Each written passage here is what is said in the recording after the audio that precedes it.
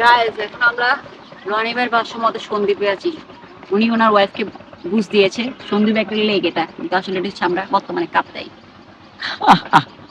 বেচারা Kaptai Rangamati, I love Kaptai, I love Rangamati একটাতেও ছবি তুলে নাই, খালি ভাবির ভয়। ভাবিকে বলছে আমরা সন্দীপে, কিন্তু আমরা বর্তমানে আছি কাপ্তাই আর রাঙামাটি ঘুরছি। দিশা তো বদনাম করে।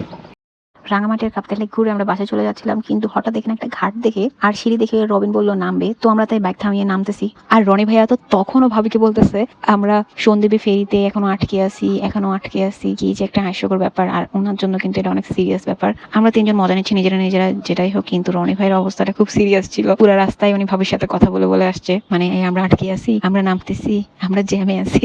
আচ্ছা যাই হোক, এত সুন্দর সিঁড়ি দেখে আমরা নামতেছি। আর অনেক বললে এটা অনেক পুরান সিঁড়ি, কারণ পাশে দিয়ে এটার সিঁড়িতে নামতে নামতে ওরা বলতেছে গোসল করবে। আমি ফার্স্টে বিশ্বাস করি নাই যে এখানে পানিতে নেমে যাবে।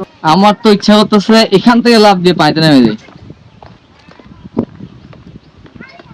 এত গরম, পানিতে ধরতে পারবো না। পারবো না কেন? পরে দিয়ে দেখি পানি পেয়ে আর ওরা 1 মিনিটও ওয়েট করে নাই, সাথে সাথে নেমে গেছে। কারণ সেদিন যে এত গরম ছিল বলে বোঝানো যাবে না, আর পানিগুলো অনেক ঠান্ডা ছিল। আর এই ঠান্ডা পানি পেয়ে ওরা তিনজনই পানির মধ্যে নেমে গেছে, আর আমি পাহারা দিচ্ছি জিনিসপত্র।